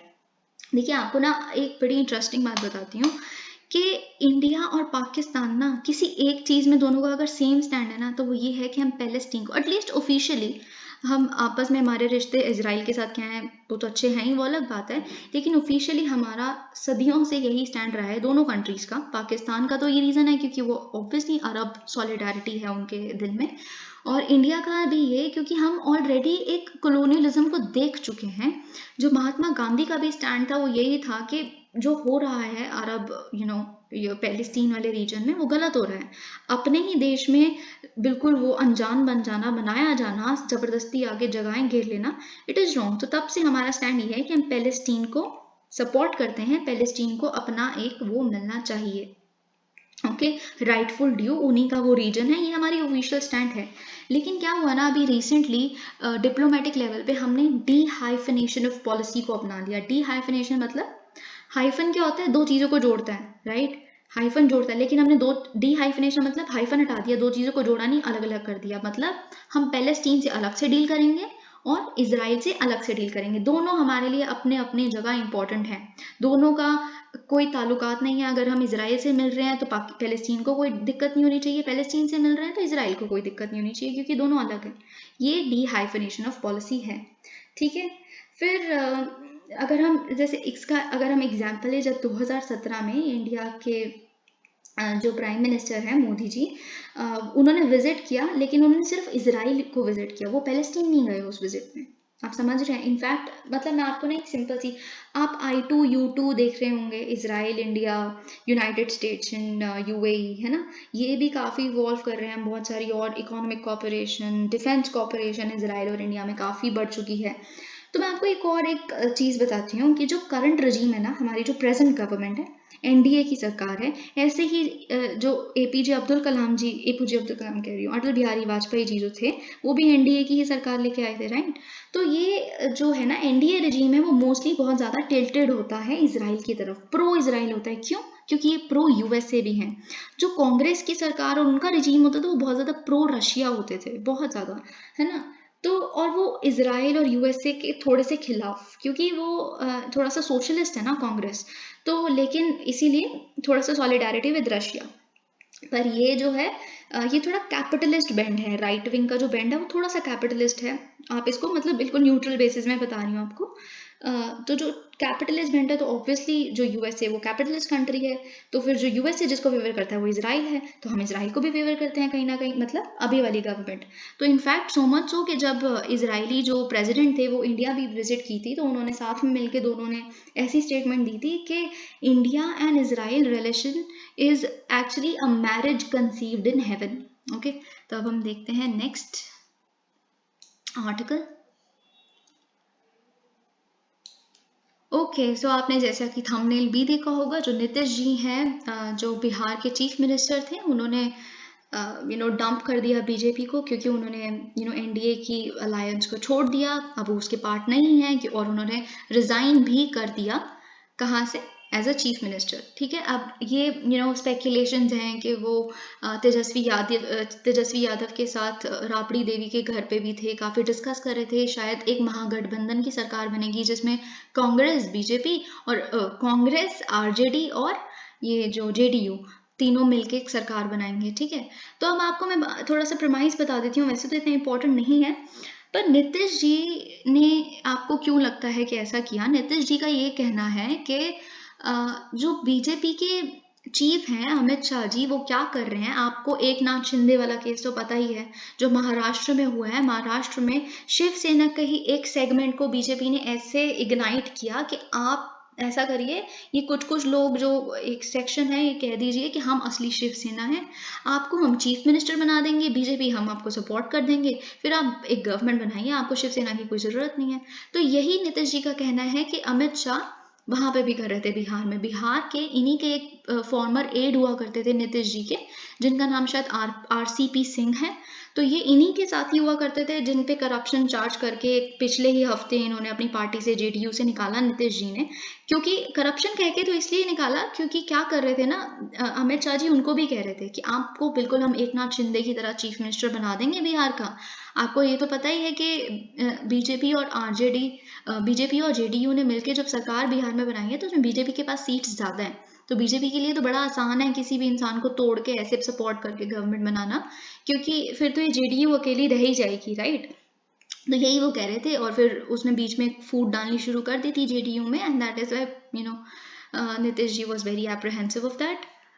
Alright, let's move forward. अब देखिए कुछ नए सिक्योरिटी फीचर्स, कई नए प्रिवेसी फीचर्स आ रहे हैं व्हाट्सएप में, very very interesting, not very important though but interesting, and hence I would like to tell कि व्हाट्सएप ने ट्यूजडे पे अनाउंस किया है कुछ प्रिवेसी फीचर्स जो आने वाले हैं, कि क्या होगा व्हाट्सएप पे ना, आप अब साइलेंटली ग्रुप को लीव कर सकते हो। आप किसी ग्रुप के मेंबर हो, ठीक है, और आप उसको लीव करना चाहते हो, लेकिन आप जैसे ही लीव करते हो सबको नोटिफाई हो जाता है, राइट, सबको नोटिफाई होता है, दिखता भी है, लेकिन ऐसा अब नहीं होगा। आप सिर्फ और सिर्फ आने वाले महीने में ऐसा होगा कि सिर्फ और सिर्फ जो एडमिन है उस ग्रुप के, सिर्फ उन्हें पता चलेगा, ठीक है। और फिर व्हाट्सएप का एक और प्रिवेसी फीचर आने वाला है, वो ये है कि जैसे व्यू वंस वाले जो मैसेजेस होते हैं ना, जिसके अंदर वन बना होता है, हम उसको क्लिक करते हैं, एक ही बार देख सकते हैं। हम क्या करते हैं, हम अपने दोस्त हमें कभी भेजते हैं जो वो चाहते हैं कि हमारे फ़ोन में वो नहा रहे, तो हम क्या करते हैं कि हम उसका स्क्रीनशॉट ले लेते हैं। अब स्क्रीनशॉट नहीं लिया जा सकता वो व्यू वंस वाले मैसेजेस का। अब हम देखते हैं नेक्स्ट। अब देखिए यहाँ पे SSLV वाले लॉन्च के बारे में काफ़ी बताया हुआ है, तो मैं आपको आई वुड डेफिनेटली अर्ज कि आप मेरी कल वाली वीडियो जाके देखें, यानी कि 9 अगस्त की वीडियो, और आप फर्स्ट 18 मिनट्स देख लीजिए। मैंने एक एक चीज़ बहुत अच्छे से समझाई है, what is eccentricity, what was the entire launch about, what is a launch vehicle, how does it work, what is a propulsion system, everything. So please go and watch कल की वीडियो, पहले 18 मिनट, ओके। फिर हम देखते हैं देखिए यहाँ पे एक चीज़ है, मैं आपको एक सिंपल सी चीज़ बता देती हूँ। Fair trial goes beyond courts to the police and media. क्यों फेयर ट्रायल क्यों कोर्ट के बाहर भी एक्सटेंड होता है, पुलिस में क्यों? क्योंकि पुलिस जो कस्टडी, मैंने कल कॉन्सेप्ट समझाया था, पुलिस कस्टडी में क्या होता है, बहुत ज़्यादा टॉर्चर होता है, राइट। इनफैक्ट इंटरनेशनल कमिटमेंट्स ये कहती हैं, हमारी ऑब्लिगेशंस ये कहती हैं कि इस तरह का ये जो इनह्यूमेन टॉर्चर करके डंडे मार मार के सच निकलवाने की बात, बदला सच ना भी हो ना, वो बोल देगा, वो कहेगा आप क्रिमिनल हो, हाँ जी मैंने चोरी की है, ये कह देगा आप इतना टॉर्चर करते हो। तो इस तरह का वो फेयर ट्रायल थोड़ी ना हुआ। आप तो बस अपने टारगेट पूरे कर रहे हो। पुलिस क्या करती है, अपने टारगेट पूरे, मतलब I am just talking about the editorial कि पुलिस अपने टारगेट पूरे करने के लिए थोड़ी ना कुछ भी कर सकती है। और पुलिस एनकाउंटर जो हुआ था, आप थोड़ी ना खुद से मार सकते हो। लास्ट ईयर जो पुलिस एनकाउंटर हुआ था, आप किसी जिस गैंगस्टर को मार दिया था, आप नहीं, you can not take justice in your own hands. फिर जनता की नज़र में तो आप हीरो बन जाओगे, लेकिन एक पूरा लॉ, एक डेकोरम, एक ऑर्डर, वो कैसे आएगा? फिर कभी भी कोई क्राइम होगा, जनता आपकी तरफ देखने लग पड़ेगी, यार पुलिस कब मारेगी, पुलिस को मार देना चाहिए इसको, and that's not fair, definitely. फिर आता है मीडिया की बात। अब देखिए मीडिया की जहाँ बात आई, आपको ज़रूर पता होना चाहिए कि मीडिया चलाती है कैंगरू कोर्ट्स। ऐसा किसने कहा? ऐसा कहा था chief justice of India N V. Raman ji ने। उन्होंने क्या कहा था कि media should stop running kangaroo courts. Kangaroo court को कैंगरू कोर्ट क्यों कहा जाता है? इसमें क्या होता है ना, आप कंक्लूजन बता देते हो, कंक्लूजन बता देते हो कि हाँ आप दोषी हो, है ना। ये केस उभरने से पहले आपने बता दिया, सामने वाले को जो अक्यूज्ड है उसको अपनी बात कहने का भी मौका नहीं मिला, अपनी कोई जस्टिफिकेशन देने का मौका नहीं मिला, लेकिन आपने कह दिया आप दोषी हो। अब इसका नाम कैंगरू कोर्ट क्यों है? क्योंकि मीडिया क्या करती, कैंगरू क्या करता है, कैंगरू जंप करता है, लीप करता है, बड़े बड़े जंप ले लेता है एक ही भरी में। तो वैसे ही मीडिया बड़े बड़े लीप लेती है। आज ही किसी पे थोड़ा सा शक गया, अगले दिन ही क्या कहती है, ये तो कसूरवार है। अगले दिन फिर क्या हुआ, उसके तीसरे दिन क्या हो गया, बड़ी सारी स्टोरियां उठा के ले आए। बट आजकल तो और भी बड़ा कुछ होता है। आजकल तो क्या होता है कि पता नहीं उस बंदे ने पिछले 10 साल पहले कोई एक स्टेटमेंट दी होगी अपने के इंटरव्यू में, उसका मतलब उस टाइम कुछ और था, कॉन्टेक्स्ट कोई और था, उसको आज ला के पता नहीं क्या फोर्ज करते हैं कि देखा उस टाइम से ये बंदे की इंटेंशन ये थी। किसी भी तरह से आप अपने आप दोषी कसूरवार, वो मतलब दोषी वो कर ही देना होता है आपने करार, तो इट इज नॉनसेंस। प्लीज थोड़ा रुकिए, जो जर्नलिस्ट हैं वो भी प्लीज सही समझ के सेंसिटाइजेशन करना न्यूज़ की बंद करिए, क्योंकि this is not fair trial and this is not fair justice. Okay, अब आती है बांग्लादेश की रिवर वाटर डील। देखिए आपको मैं एक बात बताती हूँ कि इंडिया और बांग्लादेश का मतलब ये संभावना है कि हम एटलीस्ट एक मेजर रिवर अग्रीमेंट साइन कर लेंगे इस महीने के एंड तक, क्योंकि ना प्लानिंग इसकी चल पड़ी है दोनों ही साइड से, ठीक है। तो अगले महीने ये होने वाला है जॉइंट रिवर कमीशन, हम मिलेंगे, मतलब हमारे ऑफिशियल्स दोनों ही कंट्रीज़ के, क्योंकि शेख हसीना जो है प्राइम मिनिस्टर जो बांग्लादेश की, वो सितंबर 6 या 7 तक की इंडिया में विजिट उनकी होगी। सितंबर में वो इंडिया विजिट करेंगे, तो उससे पहले इसी महीने ये जॉइंट रिवर कमीशन बैठेगी, और एक्सपेक्टेशन है कि sharing of data of river waters, better flood control planning and various agreements of this sort are going to get inked। और एक बहुत ही स्ट्रॉन्ग पॉसिबिलिटी है कि अग्रीमेंट कोशियारा रिवर पे भी साइन की जाएगी, जो असम से बांग्लादेश में फ्लो करती है, और बहुत सारी ऐसी चीज़ें। और देखिए इसमें एक और चीज़ कही गई है कि जो अभी हसीना जी की ना लास्ट विजिट होगी, क्योंकि उनके वहाँ पे लास्ट विजिट उनके इलेक्शन से पहले, क्योंकि ढाका में इलेक्शंस होने वाले हैं नेक्स्ट ईयर, तो फिर ये उनकी अराउंड लास्ट विजिट होगी इंडिया में। तो अब ये कहा जा रहा है कि ममता बनर्जी, आपको पता है कि मोदी जी से अभी मिलने आई थी दिल्ली में, तो कहीं ये आर्टिकल ये कहता है कि हमें ये दिस इज स्पेक्यूलेशन कि ये इसलिए हुआ था क्योंकि बांग्लादेश और इंडिया के बीच में एक मेजर रिवर अग्रीमेंट जो आज तक बहुत बड़ा हर्डल बनी है वो साइन होने वाली है, और ममता बनर्जी कुछ इसी बारे में डिस्कस करने आई थी, और यही सब बस बातें, उन्होंने शायद अपनी सहमति दे दी होगी तीसरा रिवर अग्रीमेंट में भी, तो हम देखते हैं क्या होगा। अब इसलिए हमें जानना ज़रूरी है कि इंडिया और बांग्लादेश का रिवर इशू है क्या बेसिकली, और तीसरा रिवर पे हम क्यों विवाद है हम दोनों के बीच में। सबसे पहले तो आपको ये पता होना चाहिए कि इंडिया और बांग्लादेश शेयर करते हैं 54 रिवर्स, जो दोनों ही कंट्रीज में फ्लो करती हैं, ठीक है। फिर आती है तीस्ता रिवर की बात। तीस्ता रिवर एक 315 किलोमीटर लॉन्ग रिवर है, 315 किलोमीटर लॉन्ग रिवर है, जो राइज करती है, ओरिजिनेट करती है ईस्टर्न हिमालयाज में, नियर चुनथांग, CHUNTHANG, जो है सिक्किम में स्थित, सिक्किम के ईस्टर्न हिमालय से ओरिजिनेट करती है, फिर फ्लो करती है साउथ डायरेक्शन में, जहाँ पे वेस्ट बंगाल स्थित है। सिक्किम के साउथ में वेस्ट बंगाल है, फिर वो जाती है बांग्लादेश, फिर बांग्लादेश से होते हुए जाती है बे ऑफ बंगाल में, ठीक है। और जो तीस्ता रिवर है वो एक ट्रिब्यूटरी है ब्रह्मपुत्र की। Of course you must know this, okay. और देखिए अब देखते हैं कि इशू है क्या। बेसिकली पूरा इशू ऐसा बहुत बारी हो चुका है कि तीस्ता रिवर एग्रीमेंट साइन होते होते रह जाती है, तो वेस्ट बंगाल का क्या इशू है, okay. So we will see this. देखिए डिस्प्यूट है क्या, the point of contention between India and Bangladesh is mainly the lean season flow in Teesta. Lean season flow क्या होता है, जो रिवर है ना मतलब वेस्ट बंगाल से फ्लो करती है, जैसा कि मैंने अभी आपको बताया। तो वेस्ट बंगाल में क्या है ना कि अराउंड, अगर मैं बोलूँ कि जितने भी वहाँ के फार्मर्स हैं वो बहुत ही हेविली डिपेंडेंट है तीस्ता रिवर पे।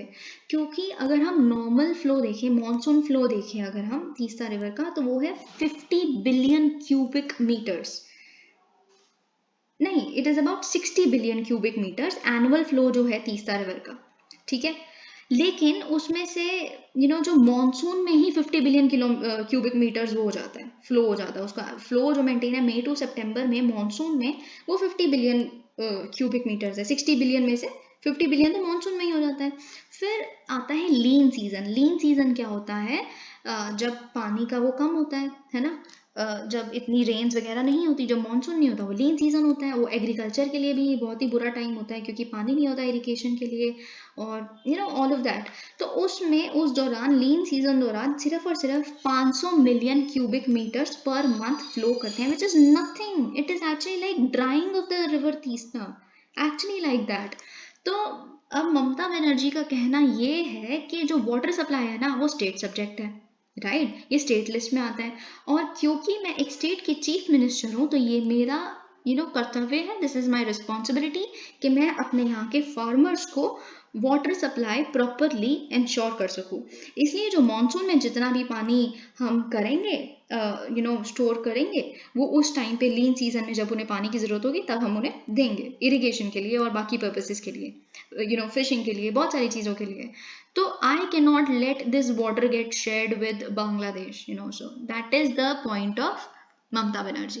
अब देखते हैं इस बारे में क्या कहा होगा, क्या नहीं कहा होगा। तो इसमें बहुत बारी विवाद हो चुका है। एक बारी क्या हुआ था कि जो पीएम मनमोहन सिंह जी हैं 2011 में, he was almost at the verge of signing an agreement with Bangladesh with Sheikh Hasina of course, लेकिन फिर ममता बनर्जी ने उसको वीटो कर दिया, है ना, क्योंकि वाटर सप्लाई एक स्टेट सब्जेक्ट है, वो वीटो कर भी सकती हैं। उन्होंने कह दिया कि इसके पॉलिटिकल रेमिफिकेशंस बिल्कुल सही नहीं होंगे अगर ऐसा हुआ तो फिर वो पीछे हट गए। ऐसे ही मिस्टर मोदी ने भी ट्राई किया 2015 में, फिर दोबारा ममता बनर्जी ने कहा दिया कि ऐसा हुआ तो बिल्कुल सही नहीं होगा, फिर मोदी जी भी पीछे हट गए। Now let's see what is going to happen now. अब देखिए मंकी पॉक्स में बहुत ही बाहर डिटेल में कवर कर चुकी हूँ। आप मेरी पिछली वीडियोस जाके इसके कॉन्सिक्वेंसेस, इसके इसके रीजंस, इसके कॉजेज, स्मॉल पॉक्स से कैसे डिफरेंट है मंकी पॉक्स, ये सब कुछ देख सकते हैं। लेकिन अभी एक रिपोर्ट आई है, उस रिपोर्ट का ये कहना है कि जो कॉम्प्लिकेशंस एसोसिएटेड है मंकी पॉक्स से, वो ज़्यादा फ्रीक्वेंट है चिल्ड्रन में और उन लोगों में, उन एडल्ट्स में जिनका जो इम्यूनिटी है वो कॉम्प्रोमाइज हो चुकी है किसी ना किसी और चलती हुई बीमारी की वजह से, ठीक है। तो उनको, ऐसे छोटे छोटे बच्चों को और ऐसे लोगों को जिनकी इम्यूनिटी कॉम्प्रोमाइज हो चुकी है, उनको एक और रिस्क आ जाता है, इंक्रीज रिस्क हो जाता है बैक्टीरियल सुपर इन्फेक्शन के। मंकी पॉक्स चलते चलते बहुत ज़्यादा बैक्टीरियल इन्फेक्शन भी हो जाएगा, ठीक है। और रेस्पिरेटरी कॉम्प्लिकेशंस भी due to pharyngeal abscess and pneumonia, encephalitis भी हो सकता है। ये सब कुछ एक एक और एडिशनल डेंजर है। Murmu's election showcases strength of India's democracy. अब देखिए ऐसा क्यों है, क्योंकि जो हमारे एक second minister for tribal affairs हैं अर्जुन मुंडा जी, उन्होंने ये कहा है कि हमारे लिए बहुत ही गर्व की बात है कि हम आज, मतलब यानी कि कल से सेलिब्रेट किया गया, हम सेलिब्रेट कर रहे हैं international day of the world's indigenous people. और ये सेलिब्रेट करते हुए हमारी जो आज प्रेसिडेंट है वो एक ट्राइबल विमेन है, Draupadi Murmu ji. And it is it is an event of immense pride for our country. तो उन्होंने बस ये कहा। अब आपको मैं बता देती हूँ पहले तो इंडिजिनस पीपल क्या होता है। मैंने आपको बहुत बार पहले भी ये चीज़ बताई है, what is the whole concept of indigenous people about. Indigenous मतलब होता है फर्स्ट पीपल, उन्हें first nation, first people, the original people, बहुत सारी टर्म से उनको रेफर किया जाता है। ऐसा क्यों? क्योंकि वो आज तक अपनी जो एंशंट कल्चर प्रैक्टिसेस हैं, एंशंट रहने का तरीका, एडमिनिस्ट्रेटिव तरीका, खुद को गवर्न करने का तरीका बिल्कुल सेम है। जैसे कहीं अगर आप ट्राइबल रीजन्स में जाएंगे नॉर्थ ईस्टर्न, तो वहाँ पे मैट्रिलिनियल वो चलता है, लीनियज चलती है कि जब शादी होती है, मणिपुर के ऐसे किसी खासी और जयंतिया हिल्स वाले कहीं कहीं उसमें डिस्ट्रिक्ट्स में ऐसा है कि उस रीजन में कि क्या होता है कि जब शादी होती है तो हमारे केसेस में नॉर्थ में क्या होता है मोस्टली कि जब विमेन होती है वो मैरिज करके एक अपने हस्बैंड के घर आती है। वहाँ पे क्या होता है, जब हस्बैंड की मैरिज हो जाती है अपनी वाइफ से, फिर वो वाइफ के घर जाता है और पूरा वही सब सीन है। ऐसे बहुत सारी चीज़ें, जैसे हमारा जो खुद को गवर्न करने का तरीका है वो हम मानते हैं कि prime minister is the head, president is the head, या फिर स्टेट लेवल पे चीफ मिनिस्टर, या फिर अगर हम देखें पंचायत है ना, तो उनके गवर्न करने का तरीका, उनकी भी एक तरीके से पंचायत ही होती है लेकिन उनके गवर्न करने का तरीका वो एल्डर्स में बिलीव करते हैं। जो सबसे बूढ़े हैं ना उनके पूरी ट्राइब के, वो उनकी बोली हुई बातों में उनके बहुत अलग तरीके हैं। This is the whole concept. वो आज तक जो पहले उनके प्रैक्टिसेस थे उसको तस से मस नहीं होने दिया उन्होंने। Okay, consensual sex and a genuine promise of marriage not rape. Supreme court ने ये कहा है कि अगर दो पार्टनर्स हैं, ठीक है, एक लड़का और एक लड़की एक रिलेशनशिप में हैं, तो जब दोनों ने दोनों के कंसेंट से एक सेक्सुअल इंटरकोर्स हुआ, लेकिन उस टाइम पे जो उनका इक्वेशन था वो इतने अच्छे टर्म्स पे था, उनके जो आपस में बॉन्डिंग था वो इतने अच्छे टर्म्स में था, दोनों ने एक तरीके से एक दूसरे से प्रॉमिस किया हुआ था कि हम शादी करेंगे ही करेंगे। लेकिन see, equations can always change, right? the identity of every relation changes every day, and that is the case with everyone. तो अगर बाय चांस आप गुड टर्म्स में नहीं हैं कल को, लेकिन फिर आप जो पहले आपका जो सेक्सुअल इंटरकोर्स हुआ था वो आके आज आप उसको कह देते हो कि रेप है, वो ऐसा नहीं हो सकता। Okay, because at that time it was a consent and there was a genuine promise of marriage, and maybe because of certain circumstances, uncalled circumstances, that did not work out, and you cannot term that as rape now. So that is Supreme Court's stand. Okay, अब ये बता दें कि जो federal bureau of investigation है USA की, उन्होंने search करना स्टार्ट कर दिया है डोनाल्ड ट्रंप के मारे लागो एस्टेट को, मतलब उनकी जो प्रॉपर्टी है उसको उन्होंने इन्वेस्टिगेट करना शुरू कर दिया। ऐसा क्यों? वो इसलिए इन्वेस्टिगेट कर रहे हैं क्योंकि उनकी जो फ्लोरिडा की रेजिडेंस है, फ्लोरिडा की जो प्रॉपर्टी है, उन्होंने ऐसा माना जा रहा है, ऐसा फेडरल ब्यूरो ऑफ इन्वेस्टिगेशन मानती है कि वो व्हाइट हाउस में, यानी कि जब वो प्रेसिडेंट थे तो वहां से कुछ क्लासिफाइड रिकॉर्ड ऐसे थे वो घर लेके चले गए, है ना। तो बहुत सारे लोग जो इस बारे में, जो ट्रम्प के क्लोज भी हैं, वो लोग भी उन्होंने कहीं ना कहीं आशंका जताई है कि ऐसा है। And it has definitely represented a dramatic and unprecedented escalation of law enforcement scrutiny. Trump ji तो पता नहीं किस किस चीज़ के लिए बदनाम है। कभी वो वायलेंस जो हुई थी कैपिटल हिल, वो भी उन्हीं पे ही, वो तो खुद कहते हैं हाँ सपोर्टर्स हैं मेरे, मैं तो सपोर्ट करता हूँ उनको, जो उन्होंने वायलेंस की बिल्कुल सही की। आप ये पता नहीं उन्होंने तो घर का राज समझा था या जो भी। Okay, proof of war crimes in Myanmar. एक यूएन का जो म्यांमार स्टडी ग्रुप है, ये जो यूनाइटेड नेशंस का इंडिपेंडेंट इन्वेस्टिगेटिव मैकेनिज्म है म्यांमार के लिए, जिसको IIMM कहते हैं, उन्होंने ये कहा है कि बहुत सारे एविडेंसेस हमें मिल गए हैं। म्यांमार की जनता जब से उन्होंने कू अंडरटेक किया है फरवरी 2021 में, तब से लेकर उन्होंने ह्यूमैनिटी के अगेंस्ट, जैसे मर्डर करना, टॉर्चर करना, सेक्सुअल वायलेंस, और ये सब कुछ हमें एविडेंस मिल चुके हैं। बहुत सारी टारगेटिंग हो रही है वहाँ पे विमेन की, चिल्ड्रन की। So and this is definitely not acceptable. अब ये क्या करेंगे, ये जाके सबमिट कर देंगे ह्यूमन राइट्स कमीशन जब भी बैठेगी उनको। रशिया ने लॉन्च किया है एक ईरानियन सैटेलाइट को। ओके, रशिया का जो रॉकेट जिसने लॉन्च किया है उसका नाम सोयूज है, उसने लॉन्च किया। आपको पता है Russia and Iran are becoming good friends just because Russia is anti US and so is Iran, and that is why they are very close today.